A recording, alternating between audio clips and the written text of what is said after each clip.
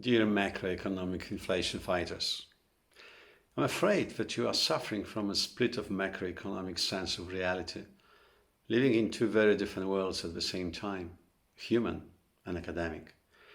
On one side, more human, you somehow tolerate the economic cost of protecting lives from the coronavirus, with economic lockdowns representing a whatever it takes epidemic approach.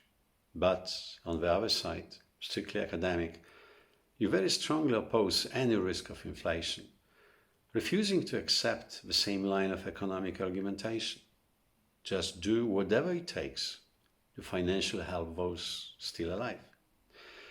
It feels immoral and it offends every human sense of what's right and what's wrong. It also prompts a great deal of my professional anger. The coin of economic living doesn't have two separate sides. The protection of human life requires the protection of economic life. And there is no moral justification for any form of discrimination between these two, the most painful forms of life, those dying and those starving, between lives and livelihoods. Yes, we all have to share the burdens of this pandemic, with all lives at stake. So please keep this urgent point in mind and add depth of despair to your macroeconomic model, right next to infection rate and fatality ratio. Because economic distress is even more contagious than the coronavirus itself, and we must stop its uncontrolled spread. We often call today's battle against the coronavirus a war. So as in wartime, we have to increase the quantity of money in the global economy by introducing a range of radical and unprecedented monetary and fiscal policies intended to ease the economic pain of a lockdown regime. And we have to do it with the fastest rate in 200 years, because the shock we are experiencing today is unlike anything we have ever seen in the modern past. Yes, we keep printing money, but printing money by itself doesn't cause inflation. For this, spending and investment would have to reach a point that the economy overheats, sending prices and wages up. Or, at least, the public would have to expect persistently high inflation, which could be self-fulfilling.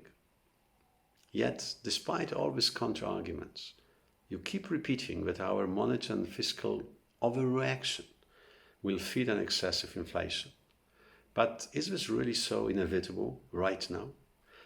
Look, in your opinion, we are already in the middle of an inflation debt crisis, and investors should be seriously worried about getting their money back. However, quite the opposite is happening. The interest rates are still very low, and the markets expect them to stay this way even 5 to 10 years from now. Please understand that this is not an ordinary quantitative easing, something we normally think of as simple stimulus. This time, we try to avoid a massive deflationary depression by replacing the loss of income for businesses and individuals. We don't intend to boost economic activity, but rather replace a lost portion of it.